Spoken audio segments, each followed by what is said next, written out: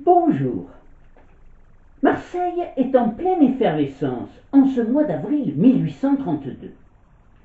Elle est prête à s'enflammer comme au temps des grandes révolutions, à se soulever contre le pouvoir et à suivre Marie-Caroline, une jeune femme intrépide et déterminée.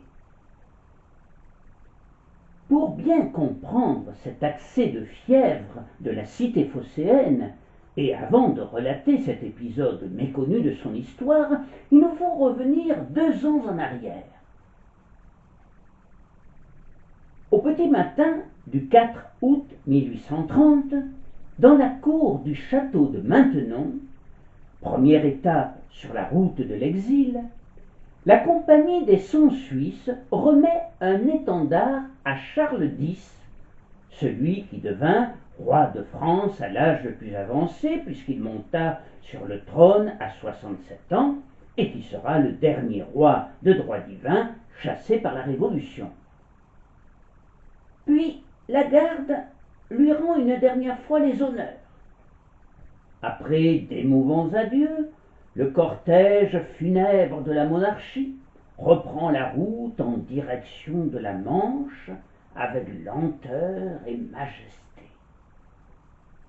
La caravane compte une 60aine de voitures et environ 1500 personnes. La duchesse de Berry, Marie-Caroline, dont le fils âgé de 10 ans a été proclamé roi de France et de Navarre sous le nom de Henri V, après l'abdication de Charles X, son grand-père, est particulièrement fébrile. Vêtue d'un costume d'homme, elle caracole aux côtés de la voiture royale et échafaude des rêves d'avenir. « Vous avez trop lu Walter Scott, ma chère enfant, lui dit le vieux roi déchu d'un ton désabusé. Quelques jours plus tard, Charles X et sa famille s'embarquent à Cherbourg sur le Great Britain en partance pour l'Angleterre où commence leur douloureux exil. À Marseille, la nouvelle des Trois Glorieuses, l'insurrection parisienne des 27, 28 et 29 juillet, l'abdication de Charles X et la proclamation du roi des Français Louis-Philippe Ier, ne fut connue que le 4 août, lorsque l'avocat Tardieu, adjoint du maire de Marseille, le marquis de Montgrand, convoqua un conseil des notables et prit les mesures nécessaires pour que l'ordre public ne soit pas troublé. À cette annonce, les Marseillais ne dissimulèrent pas leur surprise et un certain agacement. Quelques mois plus tôt, en avril, le ministre de la Guerre, le maréchal de Bourmont, commandant en chef de l'expédition, et ses troupes arrivaient à Marseille et s'embarquaient pour l'Algérie. Cette expédition avait fait presque l'unanimité dans la cité phocéenne, car les préparatifs de la conquête de l'Algérie donnaient un étonnant regain à l'activité du port et du travail à tous les corps de métier. Les armateurs marseillais se frottaient les mains et la chambre de commerce se félicitait des heureuses perspectives qu'allait offrir pour le commerce l'installation de la France en Algérie. Lorsque, le 5 juillet, Alger, puis Oran et Beaune furent prises, Marseille était en liesse. Poissonnières, pêcheurs, ouvriers du port, portefaix envahissaient les rues, et cette euphorie était partagée par toutes les classes de la société. Beaux messieurs en redingote, belles dames aux bras gantés et aux ombrelles déployées, rejoignaient le petit peuple pour crier leur joie en agitant des drapeaux blancs et en acclamant Charles X et les Bourbons. Les filles des quartiers réservés profitaient de l'occasion pour agrandir leur champ d'action. sous la bénédiction de l'évêque Fortuné de Benzenot, qui fit sonner à la volée toutes les cloches des églises. On comprend donc l'amertume et la méfiance des Marseillais qui avaient accueilli comme une délivrance la défaite de Waterloo et la seconde Restauration au son des fanfares de sa gracieuse majesté britannique. Il faut bien reconnaître que la politique de Napoléon, qui avait voulu étouffer l'Angleterre en décrétant le blocus continental en 1806, avait réussi surtout à étouffer les ports français, à commencer par Marseille, d'où une production réduite d'un quart en 1813 par rapport à 1789. L'impossibilité d'exporter, ni d'importer, et l'explosion du chômage. Sur une population totale de 80 000 habitants, la cité phocéenne, à la fin de l'Empire, comptait 30 000 indigents. Ces anciennes industries, comme la savonnerie, les fabriques de bas et la chapellerie, avaient décliné, le nombre d'ouvriers qui y travaillaient passant de 800 en 1790 à 400 en 1804, pour chuter à 60 en 1811. Cette crise économique sans précédent qu'elle subissait de plein fouet est sans doute l'une des raisons principales pour laquelle Marseille ne portait guère Napoléon dans son cœur. L'attachement des Marseillais aux Bourbons, qui avait ramené une certaine prospérité dans la ville, était donc profond. C'est par conséquent sans enthousiasme qu'ils virent le drapeau tricolore remplacer le drapeau blanc sur les monuments officiels, bien qu'ils s'apercevront assez vite qu'il n'y avait pas de différence notable sur le fond entre Louis-Philippe et Charles X, et que l'expédition d'Alger, source de profit substantiel pour la ville, se poursuivait. La duchesse de Berry, Marie-Caroline, l'héroïne du soulèvement de Marseille d'avril 1832, que nous allons évoquer, est très populaire à Marseille depuis qu'elle débarqua, à l'âge de 17 ans, dans la cité phocéenne, le 30 mai 1816, pour être reçue officiellement par le roi Louis XVIII après son mariage par procuration avec le duc de Berry, le neveu du roi et dauphin de France, de 20 ans son aîné. Elle est née à Caserte, près de Naples, en 1798, ses parents régnant alors sur le royaume de Naples et de Sicile.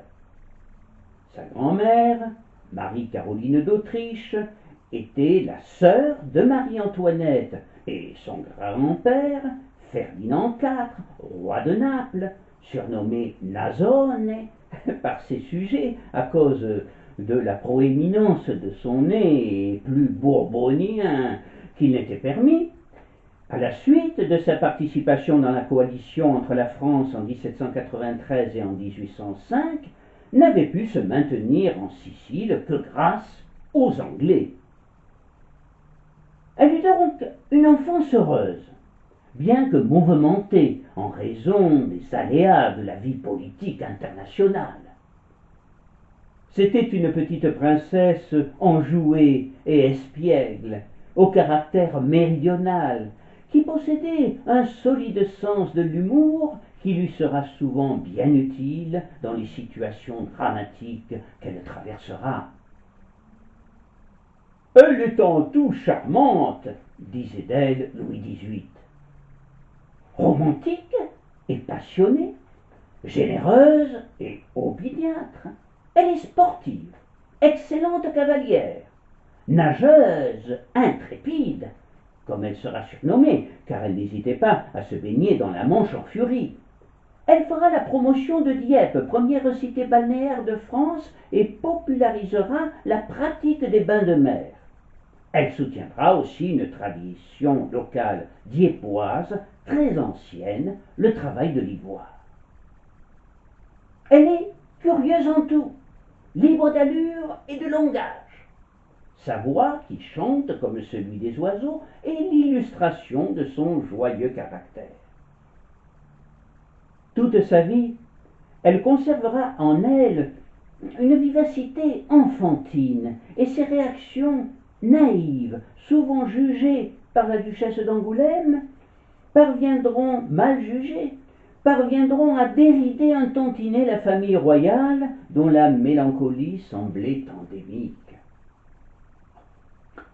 Il faut dire que monsieur, frère du roi, futur Charles X, son fils, Louis-Antoine, duc d'Angoulême, et l'épouse de celui-ci, qui n'était autre que l'infortunée Madame Royale, fille de Louis XVI, la rescapée du Temple, tous les trois, de plus en plus mystiques au fil des années, n'appréciaient guère sa bonne humeur perpétuelle et ses excentricités.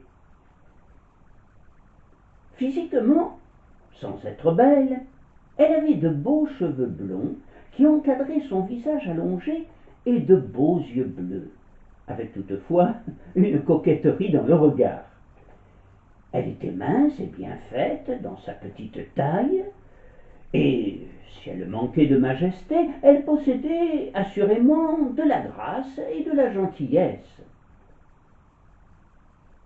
Le 14 mai, elle quitta donc Naples, où, quelques jours plus tôt, le cardinal Ruffo l'avait bénie, ainsi que le prince Léopold de Salerne, qui représentait Berry. La petite escadre se dirigea vers Marseille. La traversée dura 7 jours. Marie-Caroline était à bord de la frégate la Christine, flanquée du Saint-Ferdinand et de la Renommée, ainsi que de 3 navires français.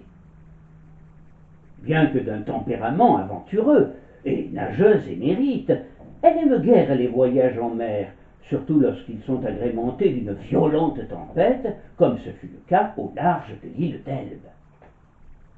Elle l'ignore alors, mais son sort politique sera, comme celui de Napoléon, ponctué de voyages maritimes. Mais, pour l'instant, après la tempête, c'est sur une mer d'huile et sous un ciel lumineux qu'elle voit se dessiner les côtes françaises et Marseille, cette ville qu'en Italie on compare souvent à Naples et qui, en 1348, reçut avec enthousiasme la reine Jeanne, fuyant Naples et les menaces du roi de Hongrie. Marseille fut donc la première ville française qu'elle découvrit, mais pas tout de suite. En effet, quand on arrive par la mer, on n'entre pas dans la cité phocéenne comme dans un moulin. Transportés par des navires, les fréquents fléaux, peste, choléra et fièvre jaune notamment, qui endeuillèrent la ville tout au long de son histoire, furent à l'origine de la fondation en 1719 par l'architecte Mazin du bureau de l'intendance sanitaire au pied du fort Saint-Jean, afin d'y installer des médecins chargés du contrôle sanitaire des marins et des bateaux entrant dans le port. Elle fonctionnera jusqu'au XIXe siècle, sans toutefois parvenir, il faut bien le reconnaître, à juguler l'une des plus meurtrières épidémies que connaîtra notre ville, la terrible peste de 1720. Néanmoins, forte de cette tragique expérience, les autorités appliqueront ensuite plus strictement la réglementation sanitaire qui ne cessera de se renforcer au cours des années. L'obligation d'une mise en quarantaine de 10 jours était donc la règle, et personne ne pouvait s'y soustraire. Louis XVIII, conscient de cet inconvénient, lui fit parvenir au lazaret ses excuses pour cette attente. « Vous faites votre entrer en France par une espèce de prison, mais il fallait bien payer un tribut au temps où nous vivons, et j'espère que ce sera le seul. Si mon impatience de vous voir a été contrariée par la sévérité de mes officiers de santé, je ne puis m'empêcher de l'approuver, et si mon cœur en murmure, ma raison le fait taire et me dit qu'il faut que ceux qui se sont élevés au-dessus des autres donnent l'exemple de la soumission aux règles. Adieu, ma chère nièce. Dans 10 jours, vous serez à Fontainebleau. En attendant, je vous embrasse de tout mon cœur.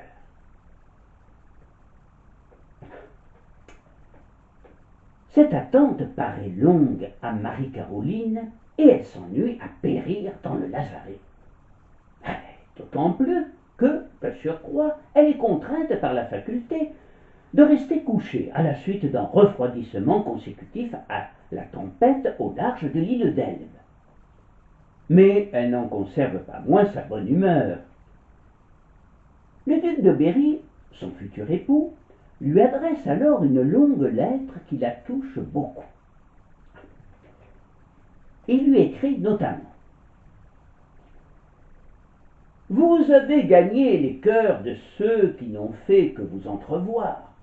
Votre esprit, vos grâces, votre aimable vivacité auront un bien grand succès sur nos Français, qui vous aiment déjà avant de vous connaître. » Et à la fin, il se lâche. « Caroline, mon amie, aimable enfant dont le bonheur doit être mon ouvrage, crois que je ferai tout ce qui dépendra de moi. Mon cœur est bon, et je puis le dire, et je mériterai toute ta confiance. Pardonne, cher ami, si déjà je te tutoie, mais le vous est trop froid.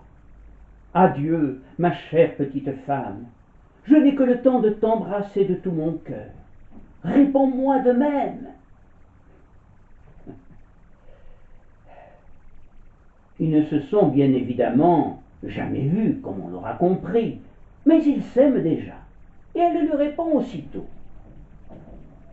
« Je viens de revoir ta lettre du 26, mon cher ami.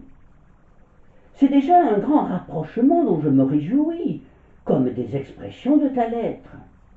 J'y réponds de même avec le plus entier abandon et confiance. Oui, mon ami, sois sûr que, de mon côté, il n'y aura jamais de froideur. Mon but est toujours de te prouver ma tendre amitié. J'espère encore recevoir des gages de la tienne avant d'arriver à Fontainebleau. En attendant, je t'embrasse et suis, pour la vie, ta Caroline. »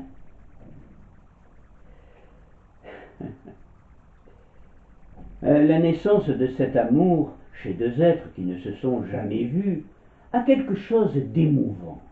Et cette attente imprévue de Marie-Caroline à Marseille le renforcera sans doute. Enfin, elle met pied à terre, et elle est aussitôt touchée par l'accueil des Marseillais qui dépasse tout ce qu'elle espérait, un accueil à la fois grandiose et bon enfant. Défilés, banquets, prises d'armes, coups de canon, illuminations, farandoles, Tédéum à la vieille major, spectacles au grand théâtre, au cours desquels Mademoiselle Mars, célèbre héroïne des pièces de Victor Hugo et d'Alexandre Dumas père, vint jouer des ouvrages de Molière et Marivaux. Marie-Caroline semble s'amuser comme un enfant, et on assistera même à quelques débordements de la part de son entourage, et sans doute de certains Marseillais. À son départ, le préfet, Villeneuve-Bargemont, fit dresser un procès-verbal de tous les dégâts, déprédations, bris de vaisselle précieuse, mobilier gâté, nappes et rideaux maculés d'huile ou d'encre, coussins et draps souillés, couvertures volées. Mais, au regard de l'importance de l'événement, pouvait-on lui faire grief de ces quelques problèmes futiles? Quand enfin elle fait la connaissance de son époux, Charles Ferdinand, duc de Berry, à Fontainebleau, Marie-Caroline est heureusement surprise. Ce n'est pourtant pas le prince charmant, on l'appelle le gros Berry, mais il a de l'allure et fait penser à Henri IV, la barbe en moins. Il est intelligent, mais d'une nature assez fantasque, ce qui le rapproche de Marie-Caroline. Pour qui connaît le caractère entier de la petite princesse napolitaine, son engagement prend toute sa valeur. La preuve nous en est donnée par sa réaction lors du mariage de sa cousine Marie-Louise avec Napoléon en décembre 1809. Elle assurait qu'à sa place, elle aurait épousé l'empereur des Français, mais pour le poignarder. Rien de tel avec le duc dans les bras duquel elle se précipite avec une spontanéité touchante. On peut parler d'un véritable coup de foudre. Quant à lui, il n'est pas exagéré de dire qu'après s'être écrié lors de leur toute première rencontre « Mais elle est bien mieux que son portrait !» il tombe sincèrement amoureux d'elle. Et celui qui n'avait jusqu'à ce jour été qu'un coureur impénitent se montrera le plus fidèle et le plus adorable des époux. Pour Marie-Caroline commença une vie nouvelle et doublement heureuse. Elle file, avec son Charles, le parfait amour, et en même temps fait la connaissance du luxe aux Tuileries et de ses propres résidences, et en sa compagnie fréquente les bals, l'opéra, les théâtres, dont elle raffole. Le duc se montre toujours prévenant et se réjouit en songeant qu'elle représente le salut de la race des Bourbons. Mais sur cette question, les déceptions se succèdent. Les 2 premières grossesses de la duchesse n'auront pas d'issue heureuse. Puis viendra leur fille, la petite Louise, mais pas le garçon tant désiré. Toutefois, son amour pour sa petite femme n'en sera nullement affecté. Il sera également un bon père pour Louise.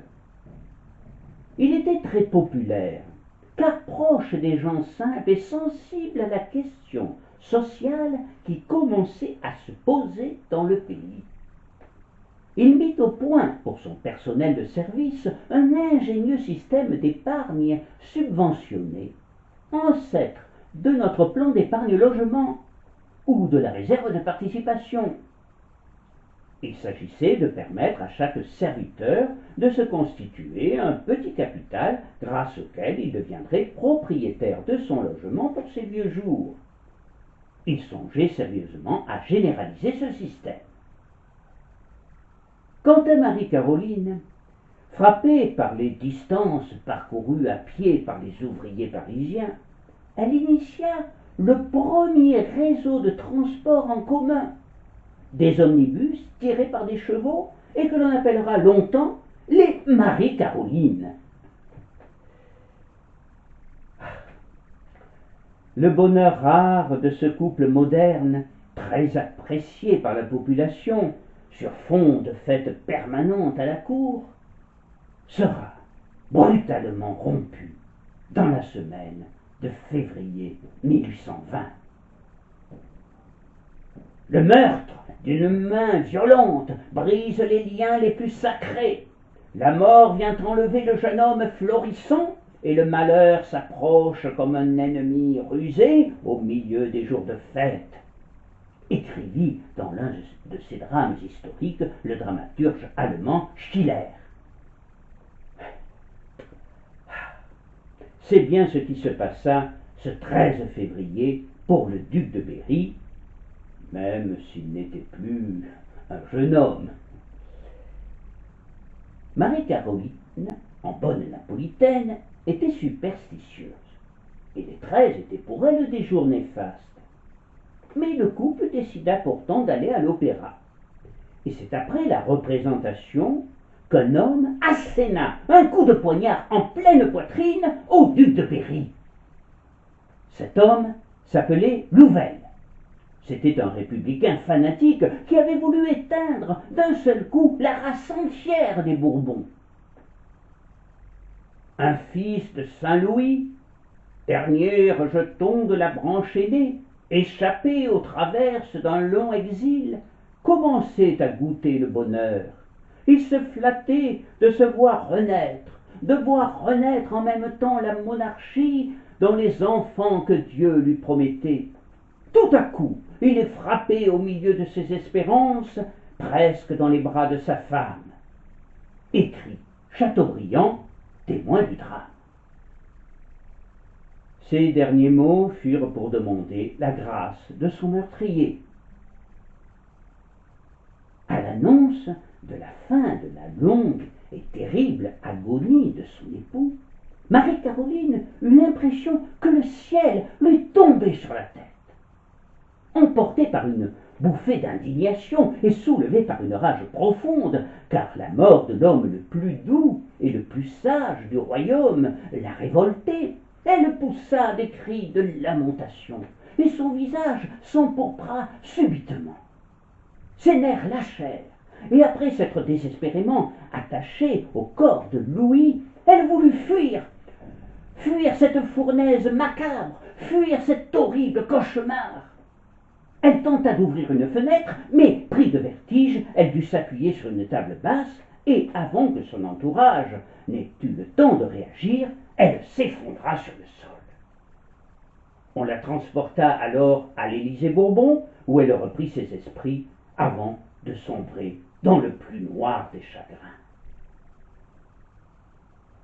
Mais 7 mois après la mort de son époux, elle donna naissance à un fils. Elle avait tenu secrète sa grossesse et accoucha presque seule. Elle ne vint demander de l'aide que quand le nouveau-né était déjà à moitié sorti entre ses jambes. Ce fut, pour cette veuve d'à peine 22 ans, une tardive et miraculeuse revanche. Aussitôt la nouvelle annoncée, on lui apporta du vin de Jurançon destiné à l'enfant, et on lui offrit le texte d'une complainte que Jeanne d'Albret avait eu le courage de chanter en mettant au monde Henri IV. On sait que pour le baptême de celui-ci, son grand-père lui aurait frotté les lèvres d'une gousse d'ail et fait boire quelques gouttes de ce vin très apprécié. Marie-Caroline ne suivra pas ce glorieux exemple, mais son chien, Chicorée, proclama à sa façon la naissance de l'héritier. Il est incontestable que cette naissance apporta une consolation à la tristesse officielle. Son retentissement fut considérable dans tout le pays, et on ne parla plus que de l'enfant du miracle. L'enfant du miracle. Et Lamartine, dans sa 15e méditation poétique, écrit: Il est né l'enfant du miracle, héritier du sang d'un martyr. Il est né d'un tardif oracle, il est né d'un dernier soupir. Aux accents du bronze qui tonne, la France s'éveille et s'étonne du bruit que la mort a porté. Jeu du sort, merveille divine, ainsi fleurit sur des ruines un lys que l'orage a planté. À l'initiative d'Adrien de Calonne, une souscription publique fut ouverte quelques mois après sa naissance afin de racheter le château de Chambord vendu par la princesse de Wagram et de l'offrir à Henri, qui prendra alors le titre de comte de Chambord.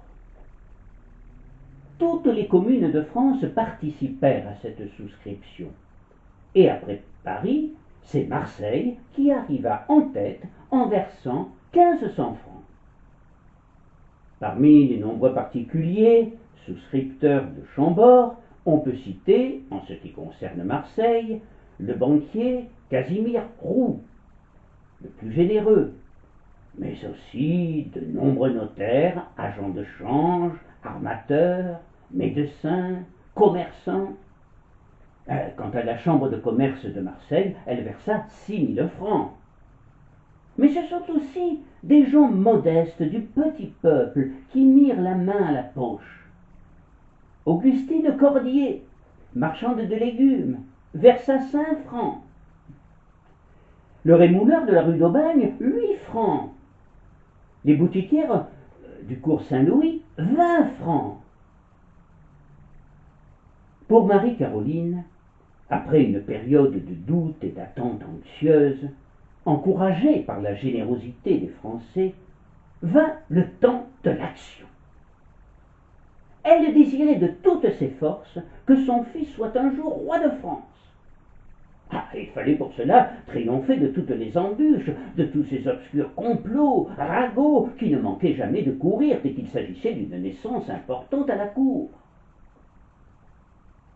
10 années plus tard, ce sera l'abdication de Charles X et le renoncement de son fils, le duc d'Angoulême, en faveur du fils de Marie-Caroline, que nous évoquions au début de notre rencontre. Alors que le roi déchu et sa famille semblent apathiques et résignés dans leur exil d'outre-Manche, où s'est reconstitué à Holyrood, en Écosse, une pathétique copie de la cour des Tuileries, Marie-Caroline entend bien soulever l'armée et le peuple en faveur de la monarchie légitime. Non sans mal, elle obtient, après d'interminables conciliabules, le titre de régente qu'elle pourra porter lorsqu'elle touchera le sol français, car pas question pour elle de s'encontrer à Holyrood. Dans un premier temps, elle s'installe aux Pays-Bas, dans la petite ville de Massa, entourée d'une cour réduite mais fidèle. À Massa, elle peut deviner les côtes de France, étape ultime de son retour. En attendant, elle multiplie les contacts, institue dès le 5 février 1832 un gouvernement provisoire à Paris. Le comte de Floirac en sera le secrétaire, et ses principaux membres sont le marquis de Pastoret, le duc de Bellune, le comte de Kergolay, tous grandes figures du légitimisme, et bien entendu Chateaubriand. L'immense romancier, auteur d'Atala et de René, et ministre des Affaires étrangères de Louis XVIII, alors âgé de 65 ans, vit déjà dans le passé, mais il croit, ou feint de croire, à la réussite de l'entreprise audacieuse menée par Marie-Caroline, lui écrivant notamment « La France, depuis la Révolution, a souvent changé de conducteur et n'a point encore vu une femme au timon de l'État. Dieu veut peut-être que les rênes de ce peuple indomptable soient renouées par une jeune princesse. Elle saurait à la fois les rendre moins fragiles et plus légères. »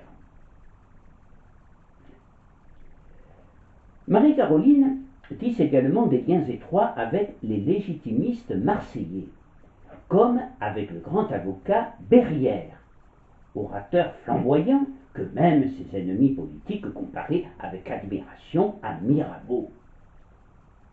Pierre-Antoine Berrière, né à Paris en 1790, est avocat et marseillais d'adoption. Royaliste, mais royaliste libéral, il sera un ardent défenseur de la liberté de la presse. Très populaire dans la cité phocéenne, il s'engagera en politique dans les années 1860 en se présentant aux élections législatives dans la première circonscription des Bouches-du-Rhône, à Marseille, où il sera élu. On peut toujours voir de nos jours sa statue, œuvre de Vésien, sur la place du palais de justice de Marseille. Autre personnalité légitimiste marseillaise qui jouera un rôle essentiel dans le soulèvement de Marseille. le chevalier de Candolle, personnage un tantinet fantasque et romanesque, apparenté au botaniste suisse Pyrame de Candolle. Les semaines passent. Marie-Caroline revient à Naples, sa ville natale, se rend à Rome, mais elle n'est pas reçue par les autorités qui ne désirent pas offenser Louis-Philippe, ce qui l'agace au plus haut point. Mais rien ne saurait la décourager. Bien au contraire, les difficultés la stimulent et elle reste sourde aux appels de Charles X qui lui demande de rentrer en Écosse, sa place étant auprès de ses enfants. Elle multiplie proclamations, violentes diatribes, tractations diverses, et son style a de l'allure et ne laisse pas indifférent. Qu'on en juge. Soldats, une funeste révolution a violemment séparé de la France la famille de ses rois. Cette révolution s'est faite sans vous. Elle s'est faite contre vous.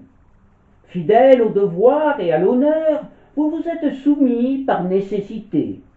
Vos cœurs n'ont pas adhéré à l'usurpation. Les intérêts de la patrie me ramènent au milieu de vous. La petite fille d'Henri IV vient demander votre appui. Française et mère, je vous confie l'avenir de la France et les droits de mon fils. Le gouvernement usurpateur vous appelle maintenant à sa défense, et naguère il vous insultait. Vous ne l'aurez pas oublié, soldat de l'armée d'Espagne, c'est lui qui a détruit les monuments élevés à vos soldats. Soldats de nos légions d'Afrique, la monarchie légitime vous préparait des arcs de triomphe et des récompenses.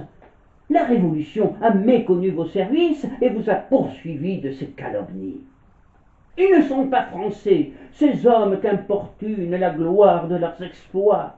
Séparez-vous de leur cause avilie, ralliez-vous au drapeau blanc, c'est celui de vos pères, c'est le vôtre, c'est le signe glorieux qui a conquis ou su conserver nos plus belles provinces, qui est honoré dans toutes les parties du monde et respecté sur toutes les mers.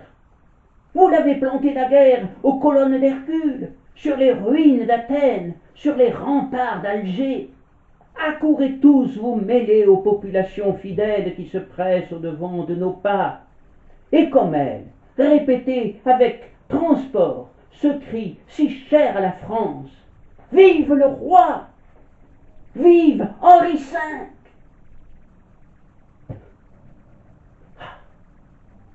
Quel souffle! Quelle habileté aussi dans l'évocation de la gloire militaire que Louis-Philippe refuse à son peuple.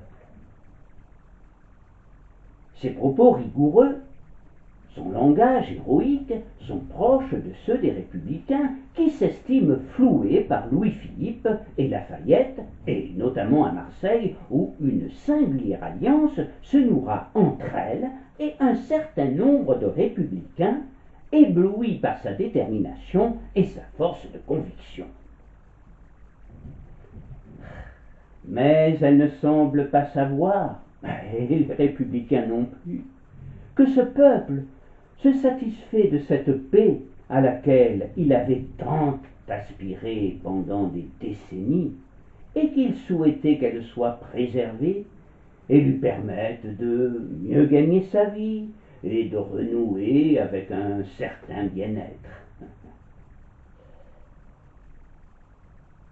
Marie-Caroline est une battante, mais plus encore que les harangues et les beaux discours, elle préfère agir.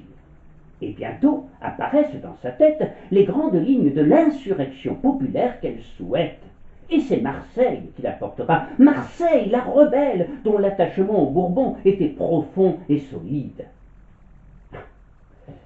Elle n'ignorait pas qu'en 1815, un an avant son arrivée à Marseille sous les Vivats, au moment de la Terreur blanche, ainsi appelée en souvenir de la grande Terreur rouge des années 1793-1794, les Marseillais s'étaient même montrés particulièrement féroces avec les anciens révolutionnaires et les bonapartistes. Ils iront jusqu'à massacrer d'anciens mamelouks de la garde et de vieux jacobins. Dans tout le Midi, on assistera alors à des déchaînements sauvages. À Montpellier, la garnison bonapartiste devra capituler et les soldats désarmés furent écharpés par la foule. Le château de Mirabeau fut pillé et incendié. Partout, des bonapartistes furent massacrés par des forcenés.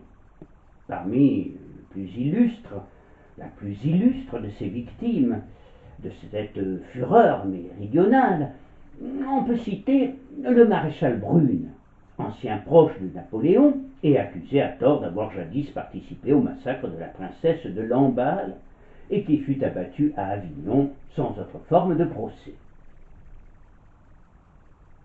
Il ne s'agissait pas pour elle, comme le souhaitaient certains ultras, de favoriser une nouvelle terreur blanche. Oh, loin de là.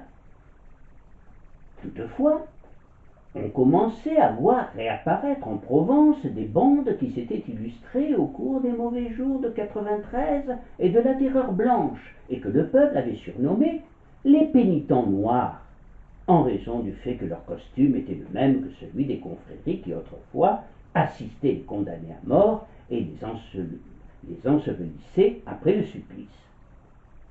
Ces bandits de grand chemin s'affirmaient eux aussi légitimistes et voulaient renverser le roi usurpateur Louis-Philippe. Mais ce n'étaient en fait que des gens qui entendaient profiter de l'agitation politique pour voler et faire régner la peur et l'angoisse dans tout le Midi, comme il y en aura toujours lors des périodes de troubles et de désordre. Pour Marie-Caroline, il n'était pas évident de distinguer le vrai du faux, à savoir le bon grain de l'ivraie. La seule chose qui lui semblait certaine, c'est que les méridionaux étaient, dans leur ensemble, prêts à reprendre les armes par fidélité aux Bourbons, et que Marseille n'attendait qu'un signal pour se soulever. Incontestablement, et la duchesse ne se trompait pas sur ce point, Marseille avait la tripe légitimiste. Tout le démontrait d'ailleurs dans le comportement des Marseillais. Les bouquetières du cours fleurissaient un vieux monsieur pour la seule raison qu'il ressemblait à s'en méprendre à Charles X, rapporte le poète marseillais Joseph Autran. En 1814, alors qu'il n'était encore que le comte d'Artois, Marseille avait donné en son honneur une représentation de gala au Grand Théâtre, au cours desquelles furent données 2 œuvres d'Étienne Méhul, Héléna et La Journée aux Aventures. Par ailleurs, la ville s'était montrée généreuse envers l'enfant du miracle dans la souscription publique pour lui offrir le château de Chambord. Monsieur Louis Bonpin, le bien nommé, dans son échoppe de la rue Sainte, fabriquait des miches en forme de fleurs de lys et ne manquait pas de célébrer chaque année, le 21 janvier, l'anniversaire de la mort sur l'échafaud du malheureux Louis XVI.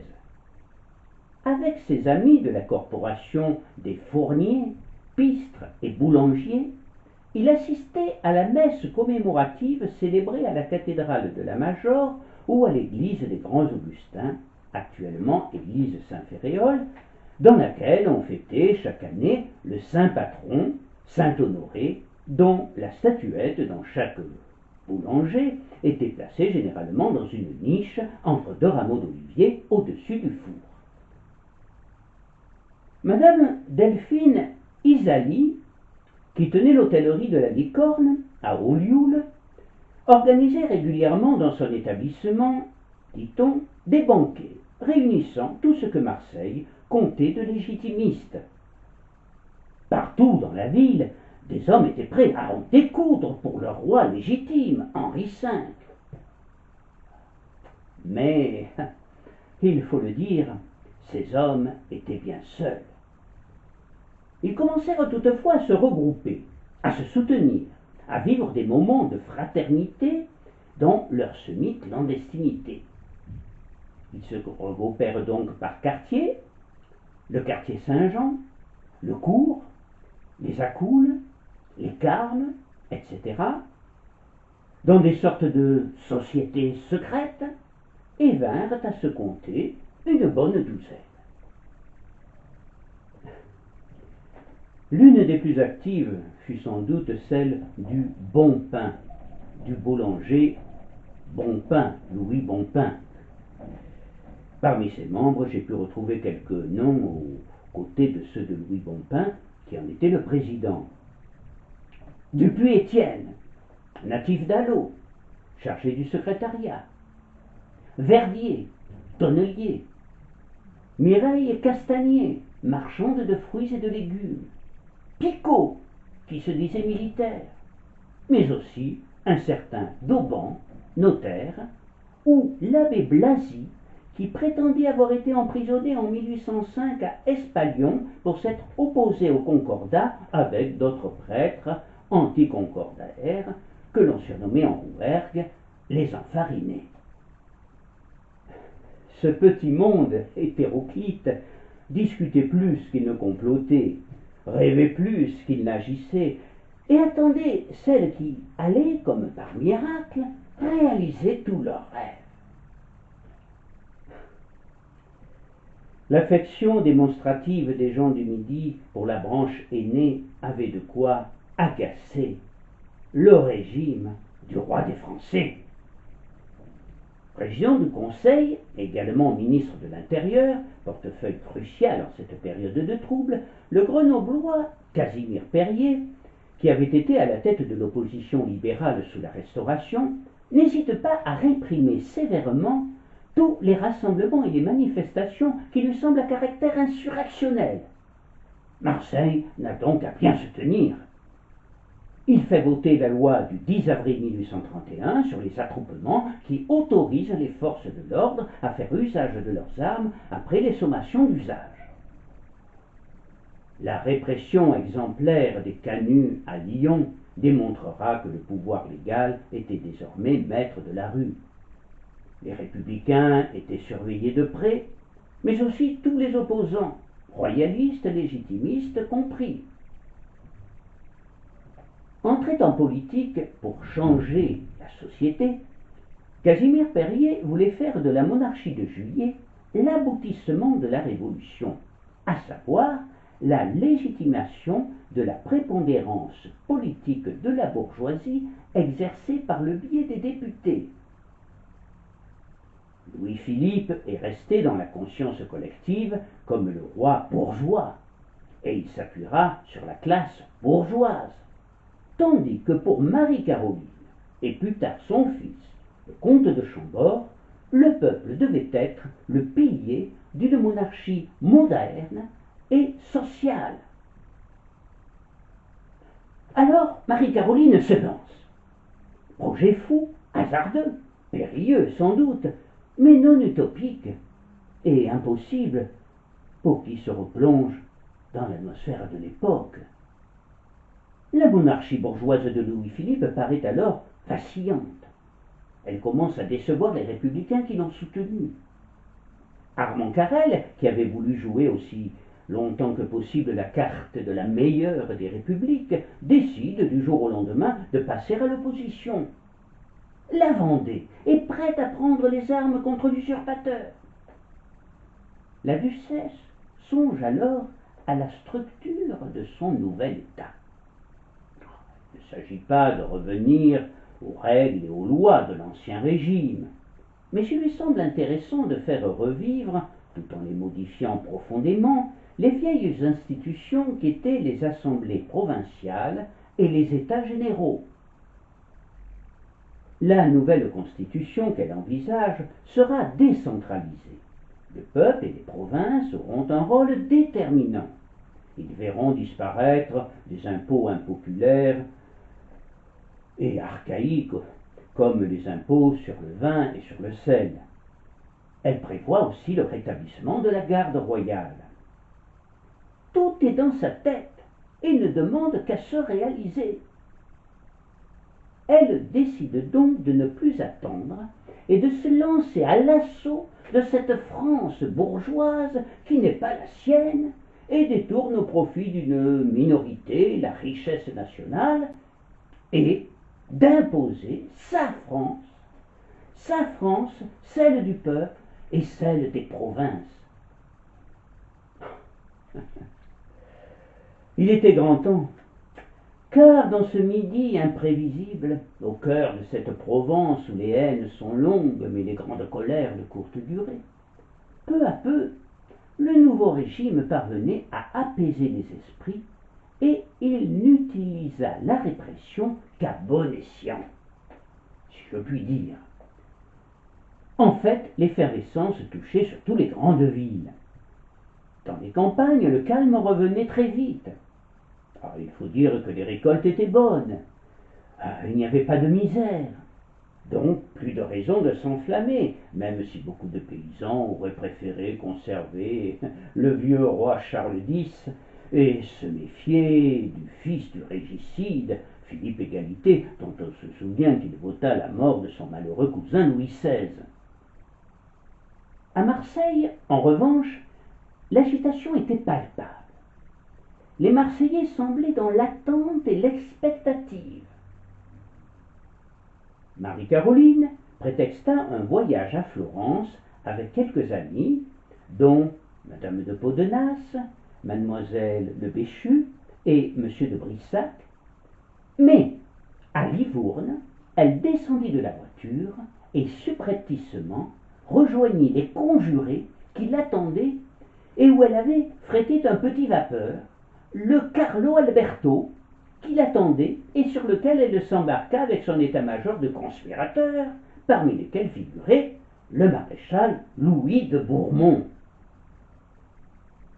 On racontera plus tard qu'elle n'avait été entourée que de conspirateurs d'opérettes, et ceci est totalement inexact. Prenons par exemple le maréchal de Bourmont, Louis de Bourmont. Ce grand soldat était reconnu par tous comme la plus brillante valeur sur le champ de bataille. Général sous l'Empire, il abandonna l'armée impériale à la veille de la bataille de Ligny en 1815 pour rejoindre Louis XVIII et servir la Restauration, ce qu'il fit avec constance et fidélité.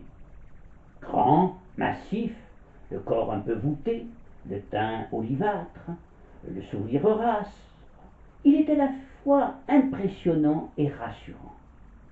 Détesté par les libéraux et les bonapartistes qui l'accusaient d'avoir trahi l'empereur et d'avoir été l'un des principaux accusateurs du maréchal Ney, condamné à mort et fusillé en décembre 1815, il affirmera avoir toujours agi dans ce qu'il considérait comme être de l'intérêt de la France.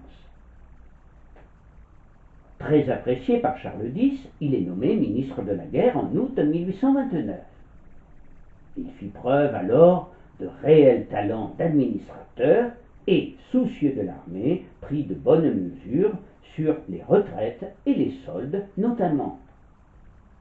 Mais la grande œuvre de Bourmont est sans conteste la préparation et l'exécution de la conquête de l'Algérie. Nommé maréchal de France, à la tête de son armée, il s'empara d'Alger. Parmi ceux qui participèrent à la prise d'Alger se trouvait un brillant officier, le colonel Henri-Louis de Lachaud, qui était né à Saint-Auban, dans la Drôme. L'opération fut un succès complet. Lorsque, le 11 août 1830, on vint annoncer à Bourmont la Révolution de Juillet et l'apparition du drapeau tricolore partout en France, nouvelle rapidement colportée par des marins dans les rues d'Alger, il parut incrédule. Quand enfin il reçut la nouvelle officielle, en début de soirée, sous la forme d'une lettre du général Gérard, nouveau ministre de la guerre, datée du 2 août, sa première réaction fut d'aller au secours de Charles X avec l'armée d'Afrique. La plupart des généraux de son état-major étaient prêts à le suivre. Mais l'amiral Duperré, responsable de la flotte, se rallia immédiatement au nouveau gouvernement. Bourmont, avec sagesse, abandonna son projet, considérant qu'il était voué à l'échec sans l'intervention de la flotte, et il s'entendit avec Duperré pour faire régner l'ordre et la discipline dans le pays. De concert, ils décidèrent d'arborer partout à Alger la cocarde et les drapeaux tricolores, ce que demandait à Bourmont le général Gérard dans sa lettre. On peut penser que Bourmont ne prit pas cette décision de gaieté de cœur, comme il le confiera à Marie-Caroline, mais c'était un homme de devoir, et il continua d'ailleurs à remplir ses fonctions scrupuleusement en attendant l'arrivée de son remplaçant, le général Clausel. Toutefois, il demanda instamment au nouveau gouvernement de laisser partir les officiers qui ne souhaitaient pas servir le nouveau régime. Le colonel de Lachaud, ardent légitimiste, faisait partie de ces officiers fidèles à la fleur de lys et qui n'acceptaient pas de se rallier au nouveau pouvoir du roi citoyen. À 44 ans, il avait déjà une belle carrière militaire derrière lui. Il avait servi dans les armées napoléoniennes, combattu à Austerlitz et Iéna, où il reçut le galon de lieutenant des mains de Napoléon. Capitaine dans la Grande Armée, il participa à la campagne de Russie, où il fut blessé, puis à la campagne de France, et il était présent lors des adieux à Fontainebleau.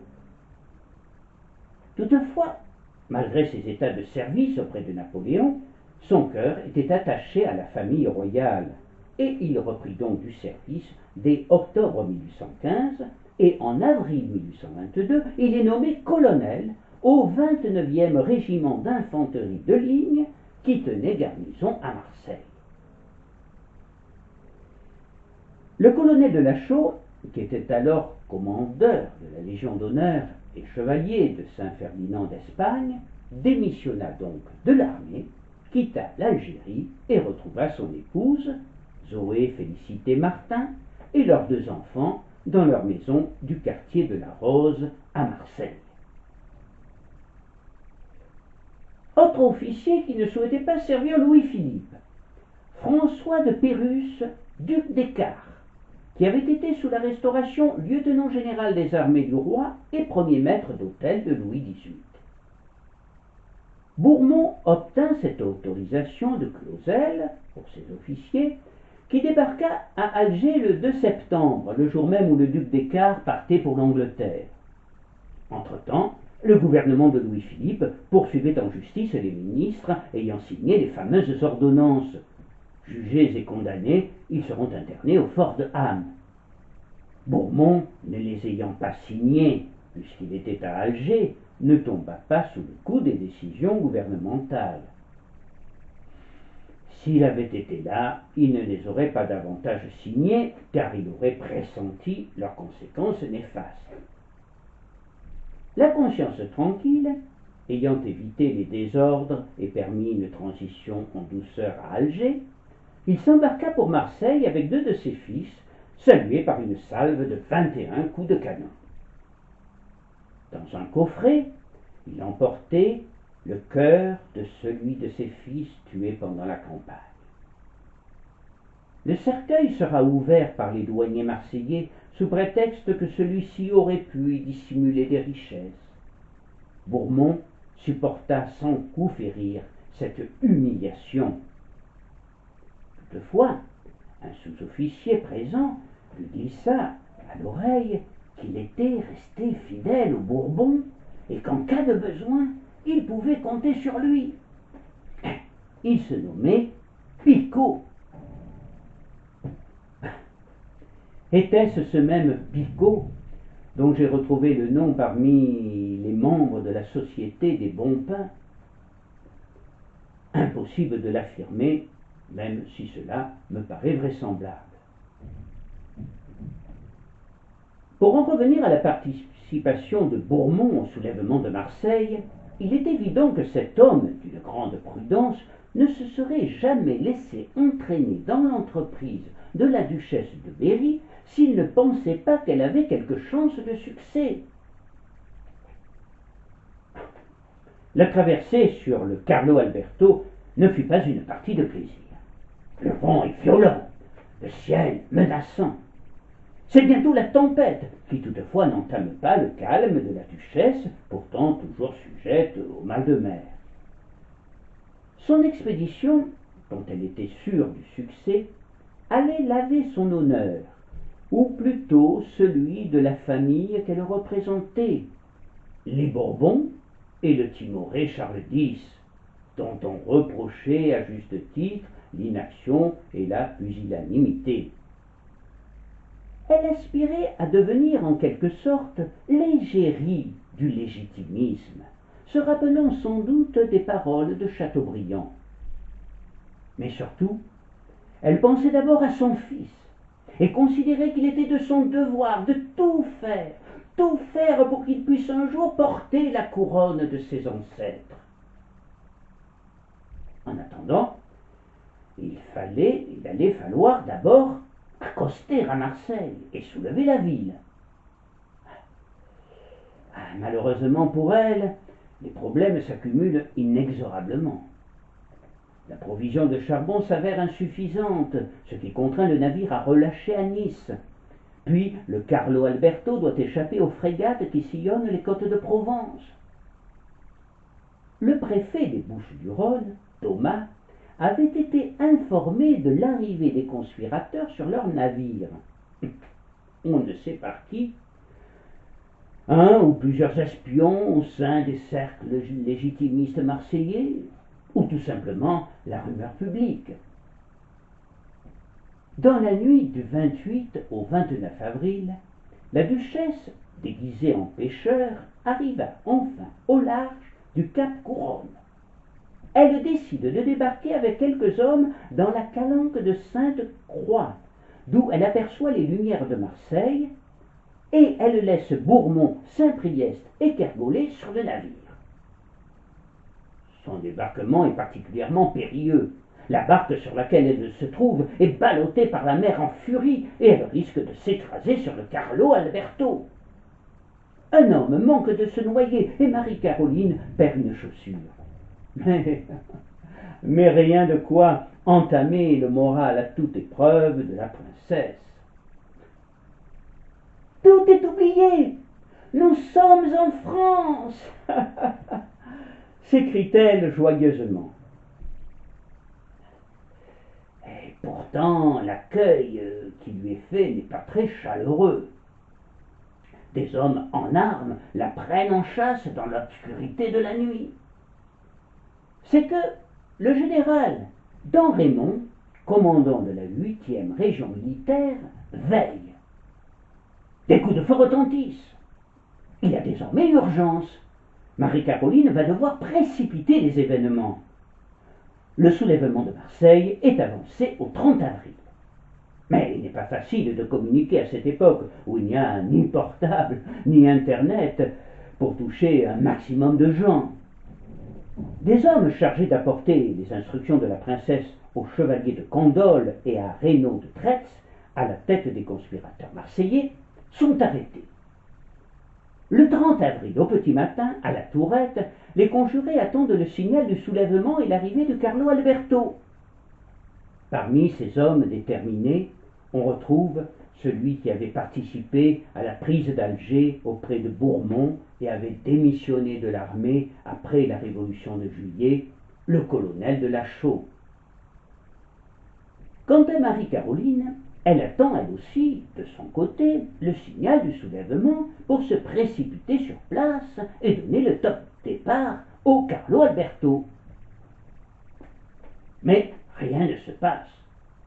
Finalement, lassé d'attendre, Candolle ne se présente pas à l'église Saint-Laurent, obligeant le curé à laisser planter le drapeau blanc sur le clocher et à sonner le tocsin, signal convenu pour le soulèvement. Ce devait être le début de la révolte populaire dont le zèle avait été alimenté pendant plusieurs jours par de l'argent venant d'Italie et généreusement distribué dans les vieux quartiers. Bientôt, vers 5 heures du matin, des hommes armés de sabres et de pistolets se retrouvent sur l'esplanade aux côtés de 300 ou 400 pêcheurs brandissant des étendards à fleur de lys et quelques armes archaïques. De Saint-Jean, Des accoules, des moulins, des femmes et des hommes surgissent à leur tour, les yeux encore embués de sommeil. Quelques dizaines de personnes, tout au plus.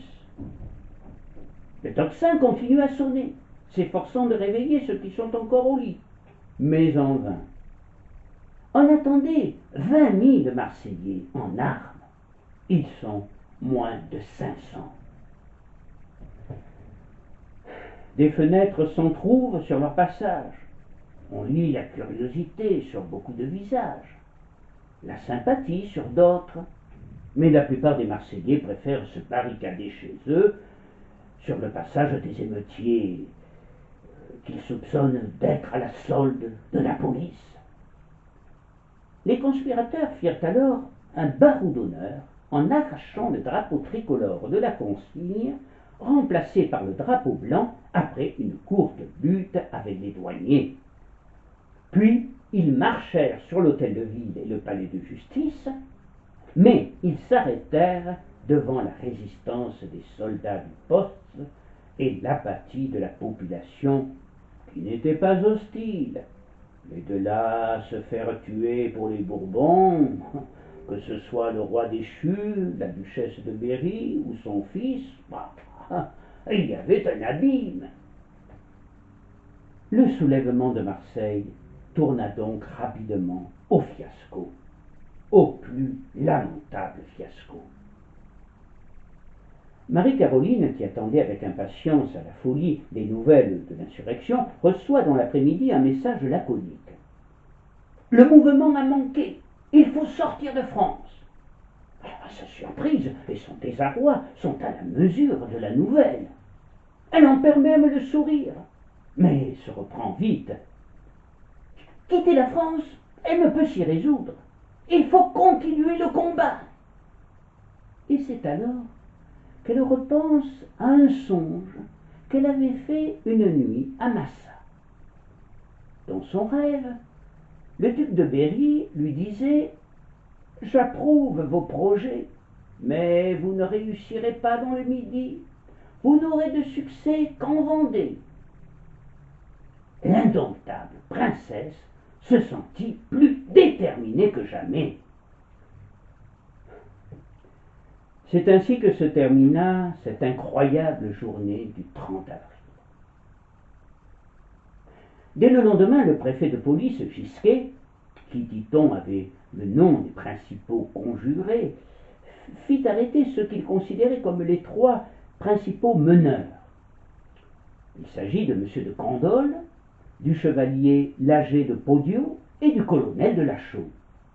On découvre sur eux 2 revolvers et un sabre. Seul le colonel ne porte pas d'armes sur lui. Un communiqué du gouvernement est publié par télégraphe dans toute la France, signalant l'arrestation des chefs carlistes et le débarquement de la duchesse de Berry, et précisant que les factieux promenaient le drapeau blanc à Marseille et que leur chef, le colonel de Lachaud, a été arrêté en flagrant délit.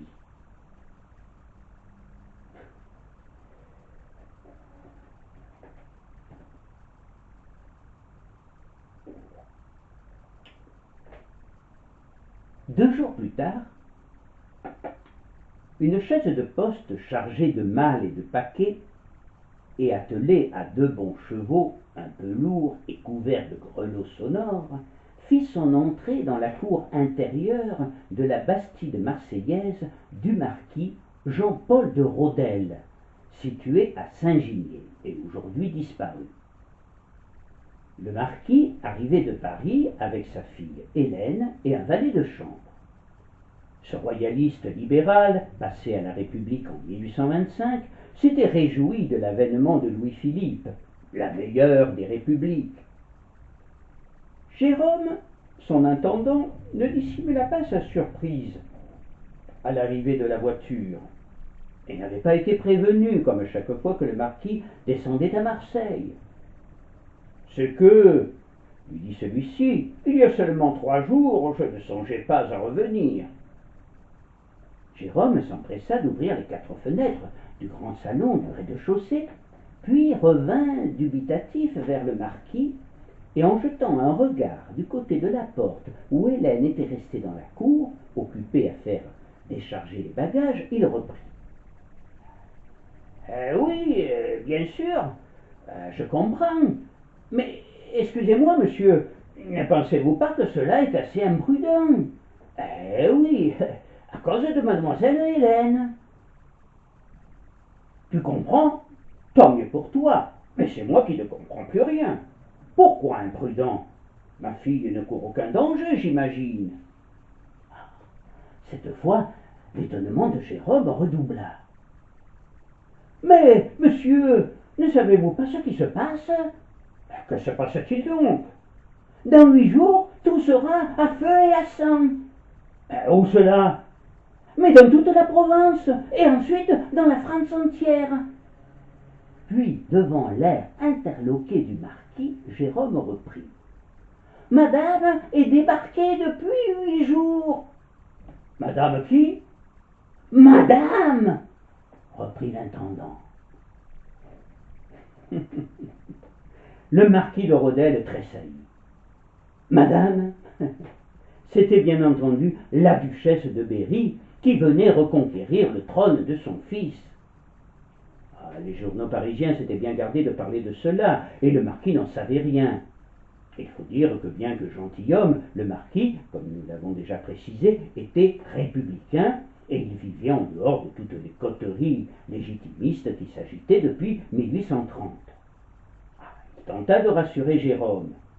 Il ne croyait pas au succès de Marie-Caroline et ne redoutait aucun débordement de violence venant des légitimistes, au sein desquels les ultras, les forcenés, ne représentaient qu'une infime minorité.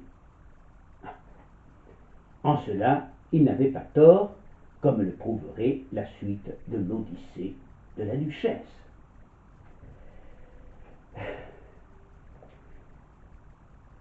Qu'advint-il des infortunés conjurés de ce soulèvement de Marseille, qui eut au moins l'avantage de ne pas se terminer en massacre général, mais en véritable vaudeville historique? Lachaud est gardé 35 jours au secret, et on perquisitionna dans sa maison de la Rose où l'on ne trouva rien de répréhensible. Il sera enfermé 1 an dans la prison de Montebrison en Haute-Loire. Jugé en février 1833, il sera finalement déclaré non coupable le 13 mars et il est libéré, de même que les autres accusés, sous les acclamations de la foule. De retour à Marseille, il mena avec son épouse et leurs enfants une existence paisible de petits bourgeois, vivant une partie de l'année dans leur maison de la Rose, l'autre dans le centre de Marseille, rue Longue des Capucins. Malgré les propositions alléchantes que lui fit le gouvernement, il refusa de réintégrer l'armée. Lachaud restera toujours fidèle à la duchesse de Berry et aux Bourbons. Marie-Caroline lui adressera d'ailleurs, en guise de remerciement, 2 tableaux dédicacés, un portrait d'elle-même et un de son fils, le comte de Chambord, Henri V pour les légitimistes. Lachaud rendit même visite à celui-ci dans son exil de Florence. C'est dans sa maison de la Rose que Henri-Louis de Lachaud meurt, entouré de sa famille, en 1850. Autre acteur du soulèvement de Marseille, M. de Bernard-Légrine, qui avait accueilli la duchesse lors de son débarquement avant de rejoindre les insurgés.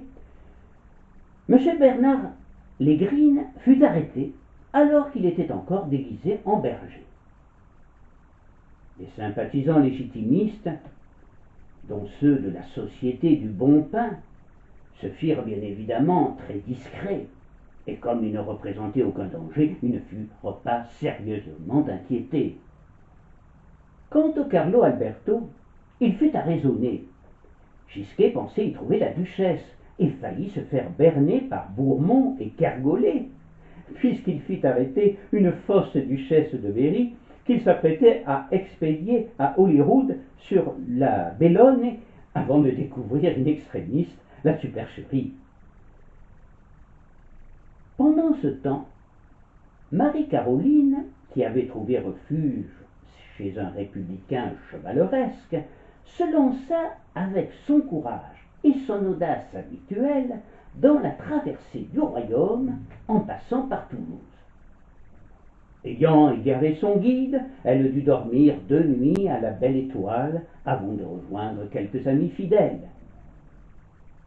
Au soir du 4 mai, elle put enfin se mettre en route dans des conditions plus favorables, dans une grosse berline qui lui permit de poursuivre ses nouvelles aventures en Vendée, où elle arriva le 7 mai, tandis que la police de Louis-Philippe la cherchait encore dans la campagne provençale. Elle entra alors de plain-pied dans la boue et la légende, son costume de jeune Vendéen en faisant l'immortel Petit Pierre, dont la vaillance et l'endurance feront ressortir les qualités foncières de cette femme de conviction dont son personnage rieur fut le troublant alibi. Les Marseillais, qui lui conservaient une grande affection, apprirent alors sa présence en Vendée, qu'elle espérait soulever. Ils lui dépêchèrent aussitôt le seul d'entre eux qui était encore libre de ses mouvements, Berrière, qui devait plaider à Vannes. Ils étaient tous d'accord pour juger la tentative prématurée et promise à une issue sanglante et négative. Les membres du gouvernement provisoire de la princesse, à commencer par le maréchal de Bourmont, qui la rejoignit secrètement à Nantes le 19 mai, partageaient l'opinion des Marseillais. Mais plus rien ne pouvait désormais arrêter le cours de l'histoire. Durant la première quinzaine de juin, les forces de l'ordre vinrent rapidement à bout des quelques 5000 chouans mal armés, malgré leur vaillance. Marie-Caroline se cacha à Nantes pendant 4 mois et demeura introuvable. C'est un Marseillais, le ministre de l'Intérieur, Adolphe Thiers, qui mit un point d'honneur à la retrouver sans la participation d'aucun de ses collègues. Dénoncée par un serviteur dévoué, Simon Deutz, véritable traître de mélodrame, elle fut débusquée le 8 novembre dans la maison des demoiselles Duguigny, située face au château des Ducs de Bretagne. Elle s'était cachée toute une nuit avec ses partisans dans un réduit derrière une cheminée, alors que la maison était cernée par la gendarmerie qui ne la trouvait pas. Lorsque 2 gendarmes, restés en faction, allumèrent un feu pour se réchauffer, sa robe commença à s'enflammer, et la seule façon qu'elle trouva pour éteindre le feu fut d'utiliser un moyen naturel que je vous laisse imaginer. Mais bientôt, la fumée étouffante qui les asphyxiait obligèrent Marie-Caroline et ses fidèles à sortir de leur cachette, et elle fut aussitôt arrêtée par le policier Joly. On raconte qu'elle s'écria alors crânement: « Je suis la duchesse de Berry, vous êtes français et militaire, je me fie à votre honneur. » Elle est aussitôt emprisonnée dans la citadelle de Blaye, à la grande colère des légitimistes. Ah, c'est la fin d'une équipée romanesque. Une équipée romanesque qui aurait pu modifier bien des choses en Europe. Elle accouchera dans sa prison d'une petite fille, dont le père était le comte Hector Lucchesi Palli, épousé secrètement en décembre 1831. Voilà qui ne pouvait que réjouir Adolphe Thiers, qui, tout sourire, lança à la chambre: « La personne royale est grosse à pleine ceinture. » Répondant ainsi aux propos de Madame de Boigne, les personnes royales sont d'une sorte à part. Le gouvernement de Louis-Philippe exploita largement le scandale qui s'ensuivit, et jugeant la duchesse déconsidérée, la libéra et la fit reconduire en Italie. Repoussée par la famille royale qui retenait son fils, pratiquement ruinée, elle abandonna toute activité politique et adoptera une vie paisible jusqu'à son décès en avril 1870 au château de Brunissy en Autriche. Elle mourut presque aveugle et désespérée. Après le soulèvement raté de Marseille, le parti légitimiste perdra progressivement tout crédit. Il n'obtiendra que 2 élus en 1834, Gustave de Laboulie et Berrière. Les mésaventures de Marie-Caroline et son emprisonnement, la naissance de sa fille qui choqua les Marseillais, les incertitudes et les entêtements de son fils, le comte de Chambord, qui refusa de devenir roi en 1873 car il ne voulait pas abandonner le drapeau blanc de son ancêtre Henri IV, découragèrent peu à peu les sentiments bienveillants des pêcheurs, des poissonnières ou des calfats. Le lendemain de la capture et de l'emprisonnement de l'infortunée Marie-Caroline, le marquis de Rodel prononça à son propos cette parole que je juge trop sévère, mais qui ne manque pas toutefois d'une certaine lucidité.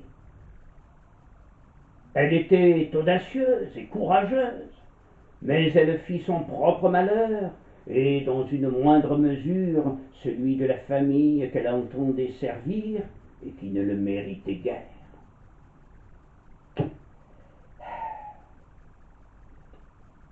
Je vous remercie.